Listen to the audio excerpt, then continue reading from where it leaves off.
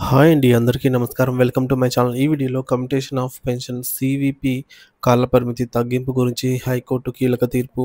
దీనికి సంబంధించిన పూర్తి వివరాలైతే వీడియోలో తెలుసుకుందాము. వీడియోనైతే ఎక్కడ గాని స్కిప్ చేయకుండా ఎండ్ వరకు చూసేటప్పుడు ఇన్ఫర్మేషన్ పూర్తిగా అర్థమవుతుంది. అలాగే వీడియో చూస్తున్న ప్రతి ఒక్కరు వీడియోకైతే లైక్ చేయండి ఫ్రెండ్స్. ఈ వీడియోని తోటి పెన్షన్ మిత్రులతో అయితే షేర్ చేయండి. కొత్తగా మన ఛానల్‌ని చూస్తున్నవారు ఇంకా ఎవరైనా సబ్స్క్రైబ్ చేసుకున్నట్లయితే వెంటనే మన ఛానల్‌ని సబ్స్క్రైబ్ చేసుకోండి. సో, దీని ద్వారా నేను చేసే లేటెస్ట్ వీడియోస్ అన్నీ మీ వరకు రీచ్ అవుతాయి. ఇక ఆలస్యం చేయకుండా వివరాల్లోకైతే వెళ్ళిపోదాము.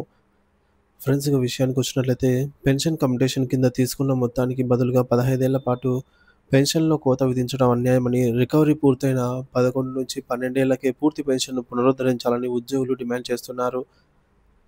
ఇది వారి దశాబ్దాల సేవకు తగిన గౌరవం కాదని, ప్రభుత్వ సంక్షేమ పథకాల్లో లాభాపేక్ష తగదని వాదిస్తున్నారు. సో, ప్రభుత్వం ఇచ్చే ఏ పథకంలో కూడా ఈ యొక్క ప్రజల నుంచి గానీ, ఉద్యోగుల నుంచి గానీ లాభాలు ఆశించకూడదు. అది తగదు అని వాదిస్తున్నారు. ప్రభుత్వ ఉద్యోగులు మరియు ఇతర అర్హులైన పెన్షనర్లు తమ నెలవారీ పెన్షన్‌లో 40% వరకు ప్రభుత్వానికి కమ్యుటేషన్ చేసి, దానికి బదులు ఒకేసారి పెద్ద మొత్తంలో లంసమ్ అమౌంట్ పొందే సౌకర్యం అయితే ఉంది. ఇలా పొందిన మొత్తాన్ని ప్రభుత్వం పెన్షనర్ నెలవారీ పెన్షన్ నుండి నిర్ణీత కాలం పాటు మినహాయించుకుంటుంది. ప్రస్తుత నిబంధనల ప్రకారంగా ఈ కోత 15 సంవత్సరాల పాటు కొనసాగుతుంది. 15 ఏళ్లు పూర్తయ్యాక నిలిపివేసిన పెన్షన్ భాగాన్ని తిరిగి పునరుద్ధరించి పూర్తి పెన్షన్‌ను చెల్లిస్తారు. పెన్షనర్ల ప్రధాన వాదనలు చూసుకున్నట్లయితే ఈ మేరకు మొదటిది అన్యాయమైన రికవరీ. ప్రభుత్వం ఇచ్చిన లంసమ్ అమౌంట్‌కు సంబంధించి అసలు, వడ్డీతో కలిపి కేవలం 10-12 సంవత్సరాల్లోనే పూర్తిగా రికవరీ అవుతుంది. అయినప్పటికీ మరొక 3-5 ఏళ్ల పాటుగా పెన్షన్‌లో కోత విధించడం అన్యాయం. ఇది ప్రభుత్వానికి అదనపు లాభం చేకూర్చడమే. రెండోది రాజ్యాంగ ఉల్లంఘన. రికవరీ పూర్తయిన తర్వాత కూడా డబ్బులు మినహాయించడం భారత రాజ్యాంగంలోని ఆర్టికల్ 14 సమానత్వ హక్కుకు విరుద్ధం. ఇది ఏకపక్షంగా మరియు వివక్షాపూరితంగా అయితే ఉన్నట్లు తెలుస్తోంది. మూడో నిబంధన మూడో నిబంధనల సవరణ. సివిల్ పెన్షన్స్ కమ్యుటేషన్ రూల్స్ 1944లోని రూల్ నంబర్ 18 ప్రకారంగా 15 ఏళ్లు పునరుద్ధరణ కాలాన్ని నిర్దేశిస్తోంది. ఈ నిబంధనను 12 ఏళ్లకు సవరించాలి లేదా రద్దు చేయాలి అనైతే పెన్షనర్ల తరపున వాదన ఉంది. ఇక నాలుగోది బ్యాంకు పెన్షనర్ల వాదన. బ్యాంకు పెన్షనర్లు state bank of India pension fund rules 2014 ప్రకారంగా ఉద్యోగుల నుంచి వడ్డీని లెక్కించకూడదని స్పష్టంగా అయితే ఉంది. వడ్డీ లేకుండా లెక్కిస్తే అసలు మొత్తం కేవలం 6-7 ఏళ్లలోనే రికవరీ అవుతుంది. అయినప్పటికీ 15 ఏళ్ల పాటు కోత విధించడం మరింత అన్యాయం. ఇక ఐదవ వాదన ఏంటంటే, ఈ మేరకు సంక్షేమ పథకం వ్యాపారం కాదు. పెన్షన్ కమ్యుటేషన్ అనేది పెన్షనర్ల సంక్షేమం కోసం ఉద్దేశించిన పథకం. ఇందులో ప్రభుత్వ లాభాపేక్షతో వ్యవహరించకూడదు. ప్రభుత్వం తరపున సో, ఈ విధంగా అయితే పెన్షనర్ల తరపున వాదనలు ఉన్నప్పటికీ, మరి ప్రభుత్వం తరపున వాదనలు ఎలా ఉన్నాయంటే, మొదటిది విధాన నిర్ణయము. ఇది రాష్ట్ర ఆర్థిక వ్యవస్థపై ప్రభావం చూపే విధానపరమైనటువంటి నిర్ణయము. సో, మరి ఇలాంటి ఆర్థికపరమైన అంశాలలో న్యాయస్థానాల జోక్యం అనవసరం. చట్టాలను రూపొందించే విధానాలను నిర్ణయించేది ప్రభుత్వాలే అంటున్నాయి ప్రభుత్వం తరపున వాదన. రెండవది స్వచ్ఛంద ఒప్పందం. పెన్షనర్లు నిబంధనలన్నీ పూర్తిగా చదివి అర్థం చేసుకున్న తర్వాతే స్వచ్ఛందంగా కమ్యుటేషన్ కోసం దరఖాస్తు చేసుకున్నారు. ఇది తప్పనిసరి ఏం కాదు. ఇప్పుడు ఆ నిబంధనను ప్రశ్నించడం సరికాదని ప్రభుత్వం అంటోంది. ఇక మూడోది లంసమ్ ప్రయోజనం.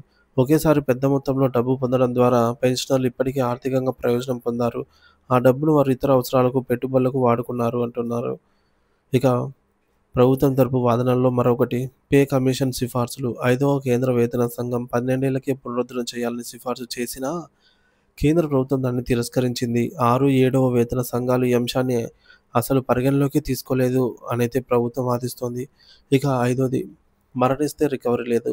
అంటే పెన్షనర్ 15 ఏళ్లలోపు మరణిస్తే మిగిలిన మొత్తాన్ని వారి కుటుంబ పెన్షన్ నుంచి ప్రభుత్వం రికవరీ చేయడం లేదు కాబట్టి ఇది కూడా పెన్షనర్లకు కల్పించిన ఒక ప్రయోజనమే అంటున్నారు. ఇక ఆరోది పాత కేసుల తీర్పులు. ఇదే తరహాలో forum of retired IPS officers association వేసిన కేసును ఢిల్లీ హైకోర్టులో గతంలోనే కొట్టివేసిందని కూడా ప్రభుత్వం చెప్పుకొచ్చింది. మరి ఇరు పక్షాల వాదనలు విన్నటువంటి ధర్మాసనం ప్రభుత్వ వాదనతో ఏకీభవించింది. కమ్యూటేషన్ అనేది ప్రభుత్వ విధానమైన నిర్ణయమని, రాష్ట్ర ఆర్థిక భారాన్ని దృష్టిలో ఉంచుకొని ప్రభుత్వం తీసుకున్న నిర్ణయంలో కోర్టులు జోక్యం చేసుకోలేవని స్పష్టం చేసింది. పెన్షనర్లు స్వచ్ఛందంగా నిబంధనలను అంగీకరించి ఈ పథకాన్ని ఎంచుకున్నందున ఇప్పుడు దానిని సవాలు చేయలేరని పేర్కొంది. ఈ నేపథ్యంలో 15 సంవత్సరాల పాటు కమ్యూటేషన్ పునరుద్ధరణ జరగాలన్న నిబంధన చట్టబద్ధమేనని తీర్పిస్తూ పెన్షనర్ల పిటిషన్నయితే కొట్టివేసింది. సో, మొత్తానికి భవిష్యత్ కార్యాచరణ ఏంటంటే, ఈ యొక్క వాదనలో సమగ్రత లోపం. ఈ కేసులో పెన్షనర్ల తరపు వాదనలు మరింత బలంగా వినిపించాల్సయితే ఉందని ఇతర హైకోర్టులు, క్యాట్‌లలో పెన్షనర్లకు అనుకూలంగా వచ్చిన తీర్పులు సమర్థవంతంగా ప్రస్తావించడంలో విఫలమయ్యారేమో పెన్షనర్స్ తరపున న్యాయవాదులు అనే అభిప్రాయం వ్యక్తమవుతోంది. మరి కేంద్ర వైఖరి ఎట్లా ఉందంటే, ఇదే అంశంపై దేశవ్యాప్తంగా చర్చ జరుగుతుండటంతో కేంద్ర ప్రభుత్వం ఈ విషయాన్ని 8వ కేంద్ర వేతన సంఘం ఏపీ కమిషన్ పరిశీలనకు నివేదిస్తున్నట్టు పార్లమెంట్‌లో ప్రకటించింది. ఒకవైపు కేంద్రం ఈ సమస్యను గుర్తించి పరిష్కారానికి సిద్ధమవుతుండగా, రాష్ట్ర స్థాయిలో హైకోర్టు భిన్నమైన తీర్పు ఇవ్వడం గమనార్హం. మరి తదుపరి అడుగులు ఈ తీర్పుతో తీవ్ర నిరాశకు గురైనటువంటి పెన్షనర్ సంఘాలు దీనిపై సుప్రీంకోర్టును ఆశ్రయించే అవకాశం ఉంది. 8వ వేతన సంఘం సిఫార్సులు, వాటిపై కేంద్రం తీసుకునే నిర్ణయం కూడా ఈ వివాదంపై భవిష్యత్తులో కీలక ప్రభావం అయితే చూపనున్నాయి. 8వ వేతన కమిషన్ మనకు మరొక 2 నెలల్లో అంటే జనవరి 2026 నుంచి అమల్లోకి రానుంది. అప్పుడు ఆహ్, కేంద్రం ఏ విధంగా నిర్ణయం తీసుకుంటుందో రాష్ట్రాలు కూడా దానికి అనుగుణంగా నిర్ణయం తీసుకోవాల్సి ఉంటుంది. కాబట్టి ఏపీ కూడా రాష్ట్ర ప్రభుత్వం కేంద్ర నిర్ణయంతో ముడిపడి ఉందన్నమాట. రాష్ట్ర ప్రభుత్వ నిర్ణయం కూడా మొత్తం మీద దశాబ్దాలుగా దేశానికి సేవలందించిన విశ్రాంత ఉద్యోగుల న్యాయమైన హక్కులుగా భావిస్తున్నటువంటి ఈ అంశంపై హైకోర్టు తీర్పు వారికి నిరాశే కలిగించింది ప్రస్తుతానికైతే. ఈ న్యాయ పోరాటం సుప్రీంకోర్టులో ఏ మలుపు తీసుకుంటుందో మరి వేచి చూడాలి.